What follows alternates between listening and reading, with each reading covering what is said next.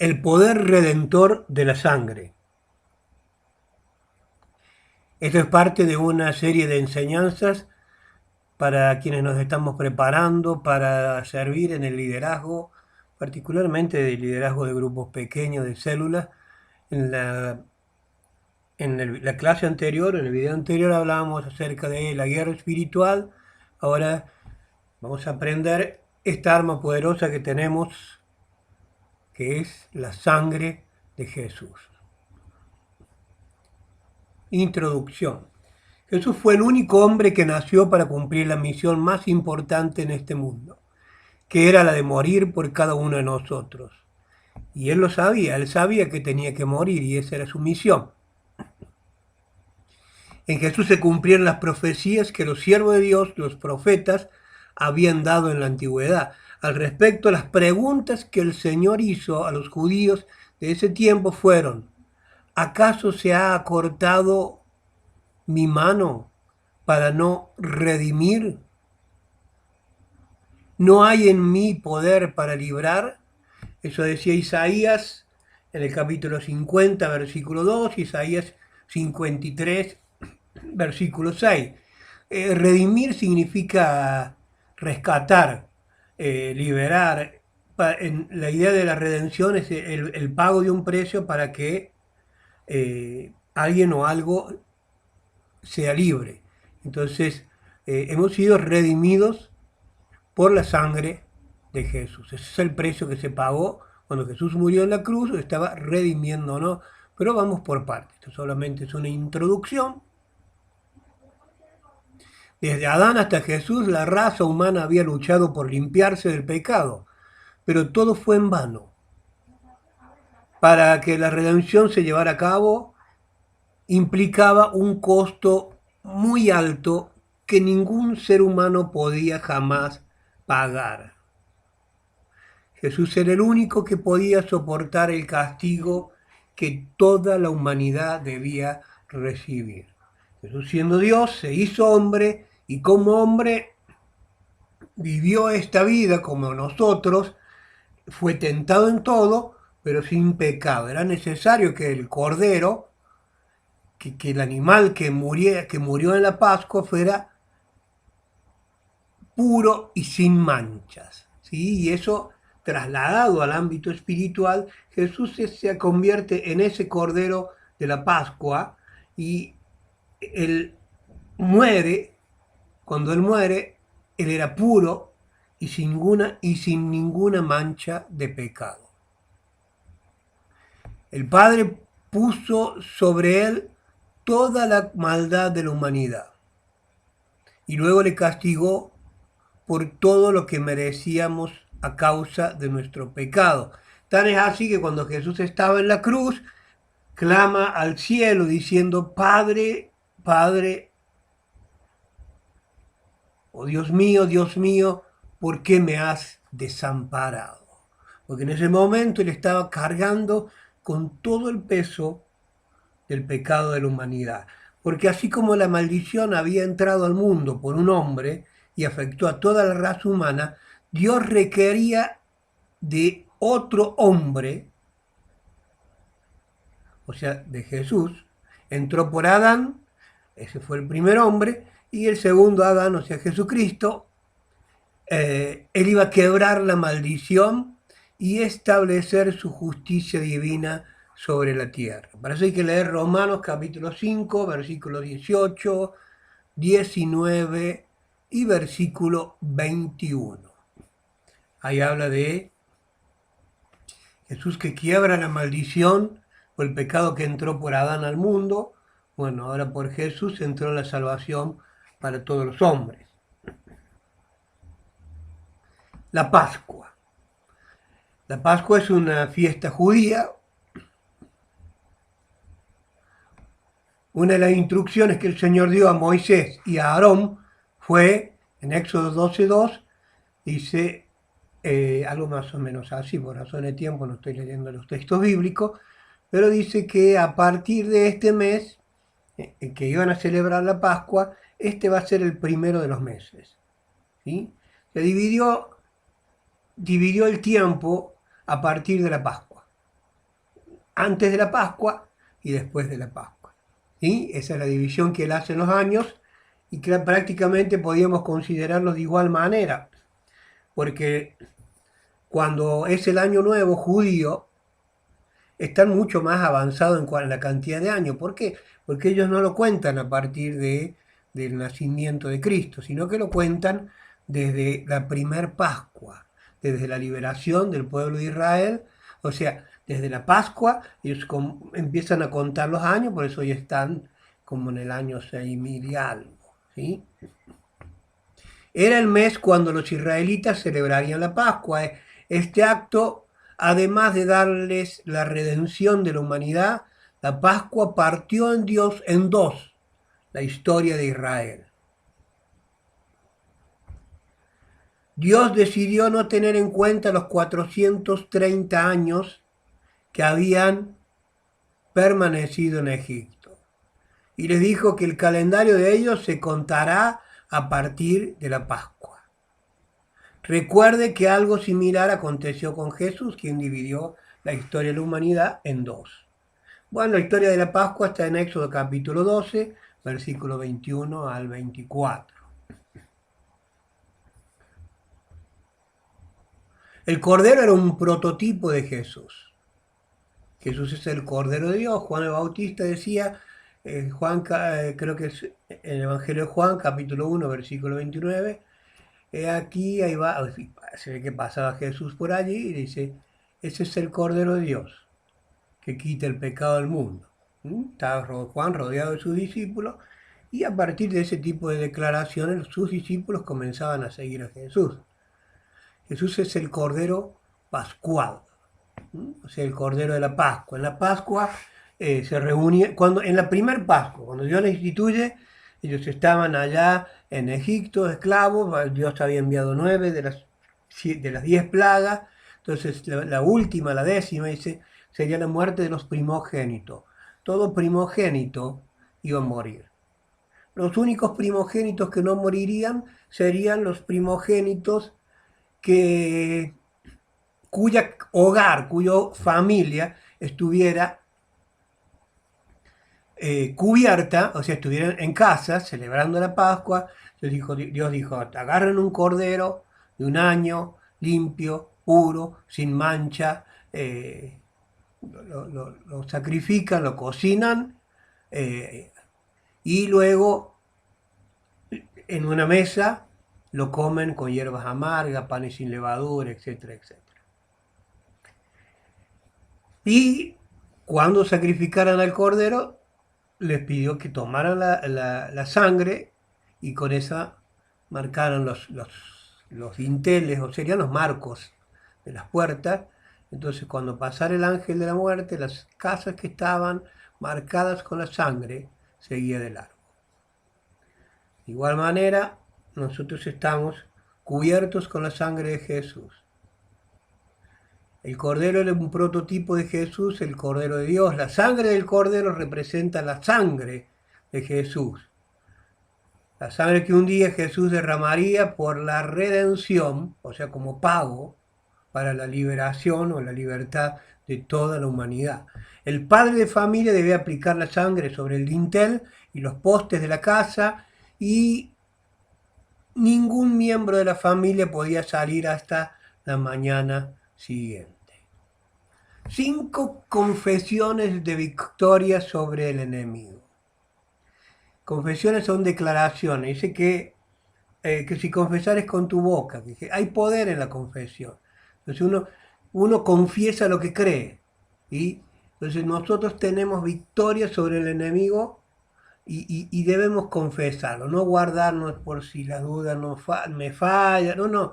Si yo tengo fe, que tengo la victoria sobre el enemigo, debo confesarlo. 5 confesiones que nos ayudan en la vida de libertad.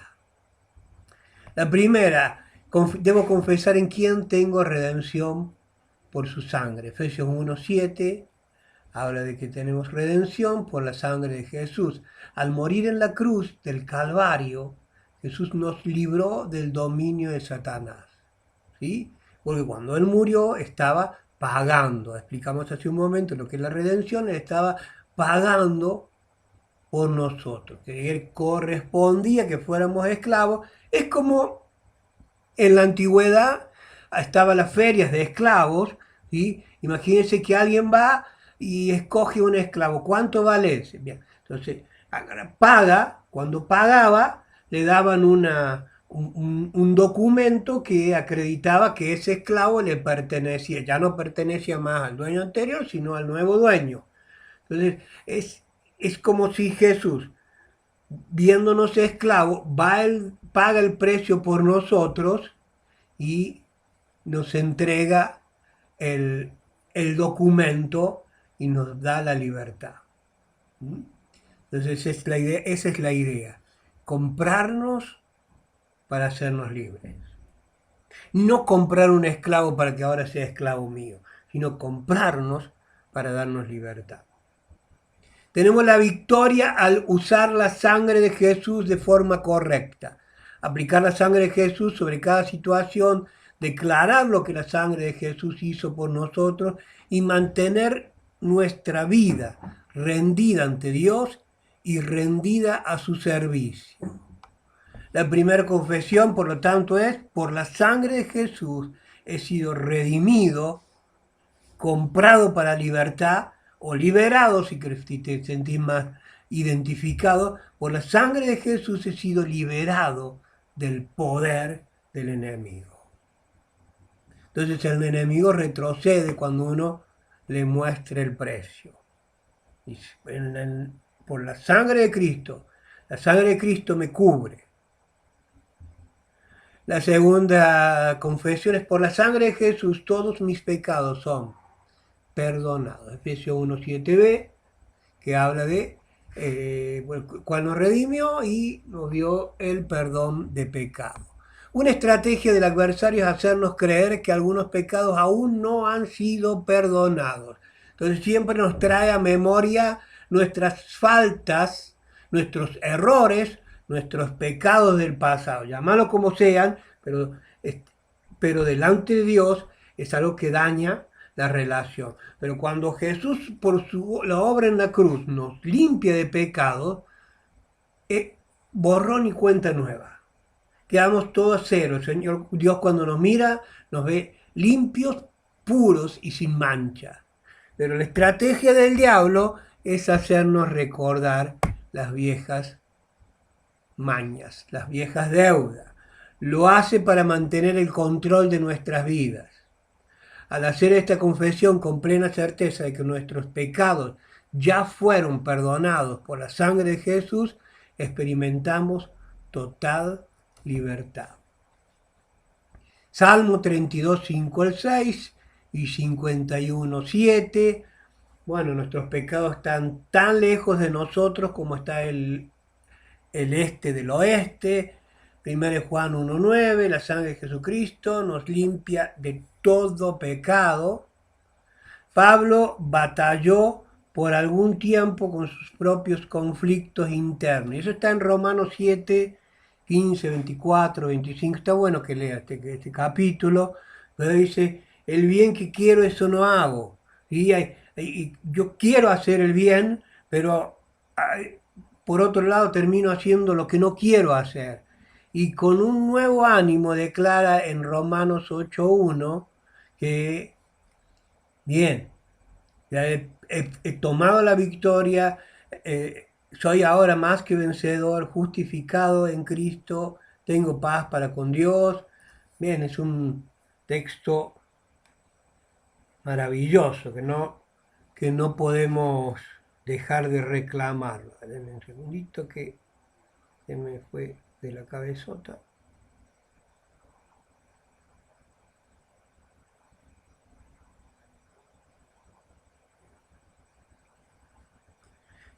Viviendo en el Espíritu, ahora pues ninguna condenación hay para los que están en Cristo Jesús, los que no andan conforme a la carne, sino conforme al Espíritu. ¿Sí? Ninguna condenación. Ya no hay condenación. Gracias, Jesús. La segunda confesión es: por la sangre de Jesús de sus de Jesús, perdón, ahí nos hemos comido una partecita, por la sangre de Jesús, todos mis pecados son perdonados. Por la sangre de Jesús, todos mis pecados son perdonados, y yo le agregaría, y no hay condenación, ya no hay diablo ni nadie que me condene y traiga a memoria lo que Jesús ya pagó. Dos aspectos fundamentales para que la sangre de Jesús pueda otorgarnos una limpieza permanente: andar en luz y vivir en comunión con los creyentes. Acá estamos ya hablando de la tercera confesión. La sangre de Jesús me limpia permanentemente del pecado, como dice 1 Juan 1:7. Entonces, el secreto para estar permanentemente limpio es andar en luz, andar en integridad, cumplir con los mandamientos, vivir en comunión con Él, con Dios, y vivir en comunión con los creyentes. Tendremos la certeza de que andamos en luz cuando vivamos en obediencia a lo que Dios revela a través de su palabra.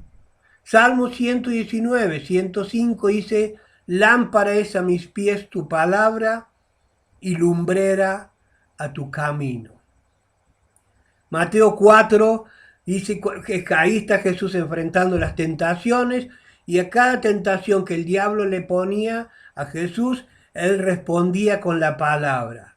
Escrito está: no solo de pan vivirá el hombre, sino de toda palabra que sale de la boca de Dios. ¿Quieres tener vida? Alimentate con la palabra.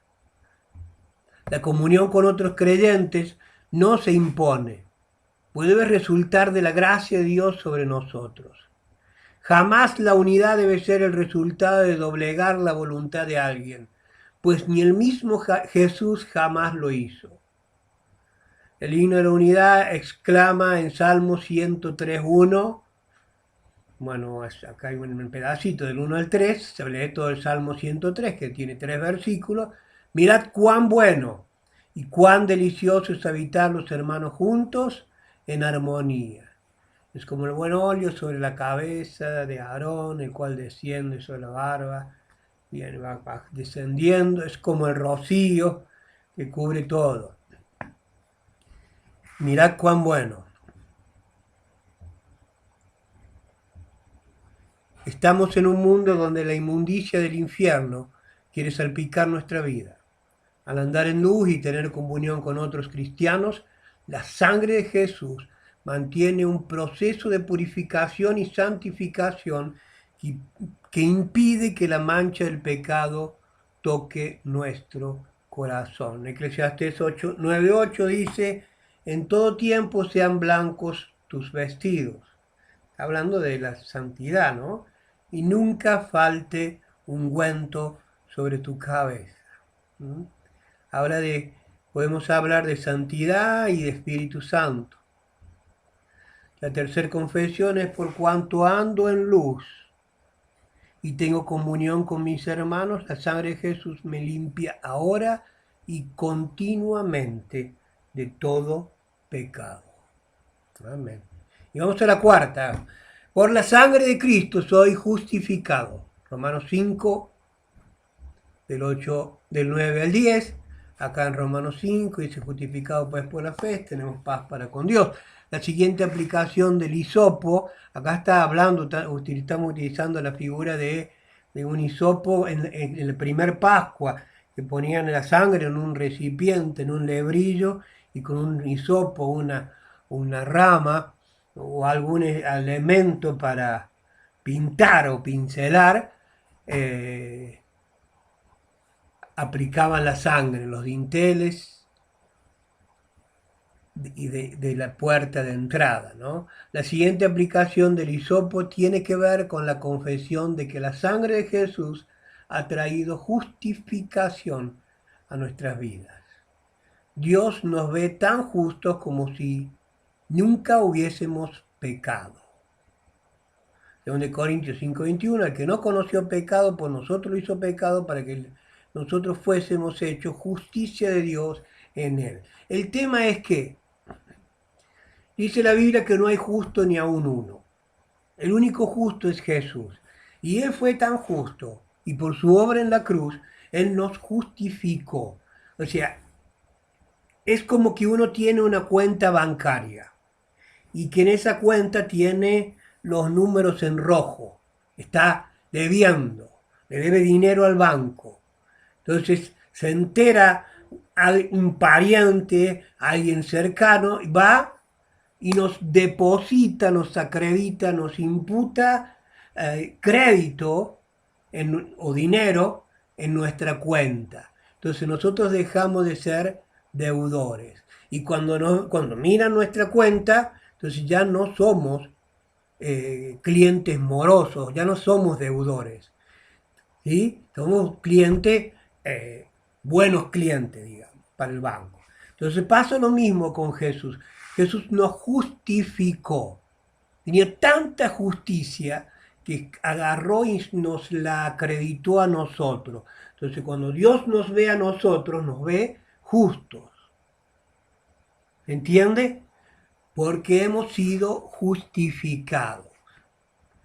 La sangre de Jesús es como unos anteojos a través de los cuales nos ve Dios.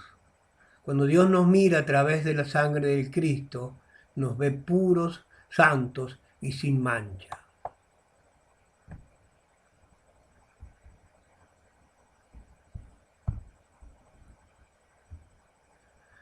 Hubo un intercambio. Dios tomó a su Hijo Jesús, que no conoció pecado, y lo entregó para recibir el castigo que nos merecíamos.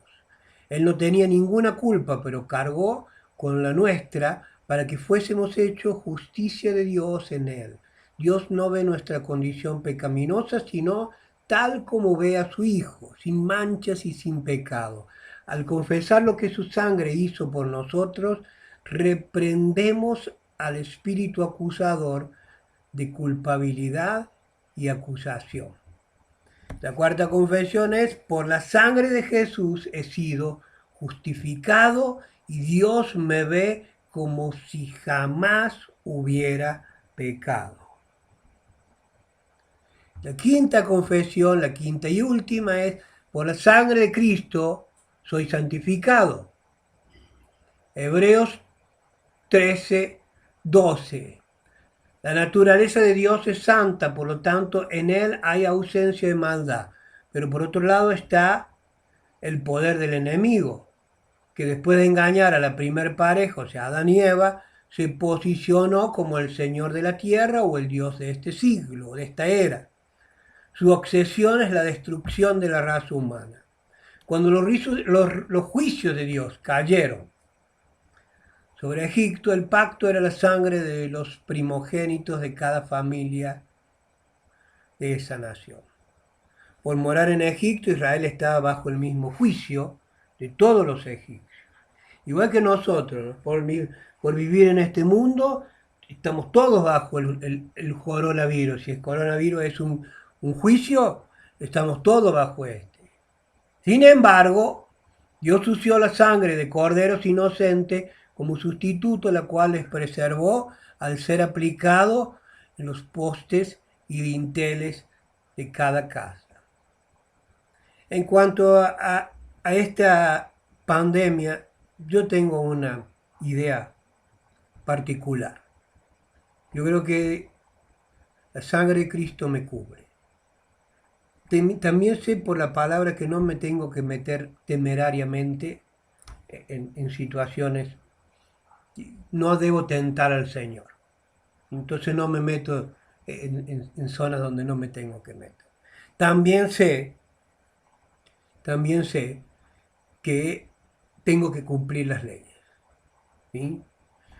Si la ley no me prohibiera salir de casa, yo saldría con prudencia y todo lo demás. Yo soy una persona responsable. Lamentablemente muchas reglas, muchas leyes, muchas se ponen por los demás. ¿Se entiende? Y vivimos en este mundo en el cual un semáforo está puesto por el que no baja la velocidad en las esquinas. Entonces, que pasan de un lado, pasan del otro. Entonces, se hace necesario poner alguna regla, poner un letrero de pare o de cede el paso o un semáforo, ¿sí? Pero sí, entonces pagamos justos por pecadores. Entonces, pero yo tengo que cumplirle porque yo puedo tener la disciplina de pasar despacio por un cruce peligroso. ¿Eh? Puedo tener esa disciplina y ese tipo de conducta, pero bueno, al haber tantos que no tienen esa conducta, se pone la regla, se pone la prohibición y uno la tiene que cumplir igual que todos porque vivimos en este mundo. Entonces cumplimos las reglas que nos establece, que ha establecido el gobierno. Las cumplo. Pero yo creo esto, estoy cubierto con la sangre de Jesús. Esto se convirtió en el pago sustitutivo, pues se pagó una sangre por otra sangre. Estamos hablando de la sangre de Jesús. Los hijos de los israelitas fueron protegidos. Era un prototipo de lo que sucedería siglos después con Jesús de Nazaret, quien como el Cordero de Dios ofrendó su vida por nuestro rescate. La sangre que Él derramó se convirtió en el precio pagado por nuestra redención. 1 Corintios 6:20.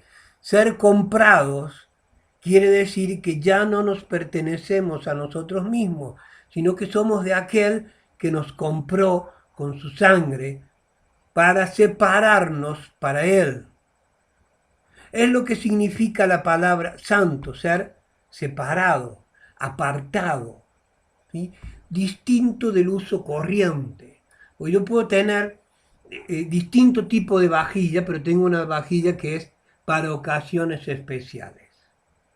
Y después tal vez las demás veces uno tiene, uno que tiene muchos niños, uno puede almorzar con platos de vasos plásticos y lo que sea, pero en ocasiones especiales uno saca esa vajilla que está apartada para ciertas ocasiones. Y eso es ser santo. Ser santo significa ser separado, apartado.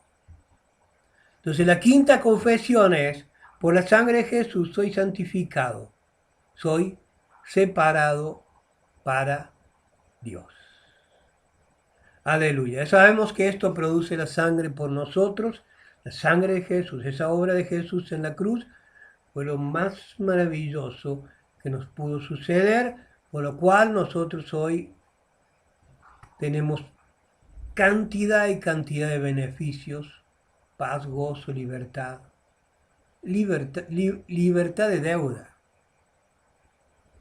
Así que lo dejamos ahí. El siguiente tema tiene que ver con la palabra. Estamos hablando de herramientas que tenemos, la guerra espiritual, la sangre de Jesús, el siguiente, la palabra de Dios. Todo líder tiene que aprender a usar estas armas. Dios te bendiga y nos encontramos en la próxima.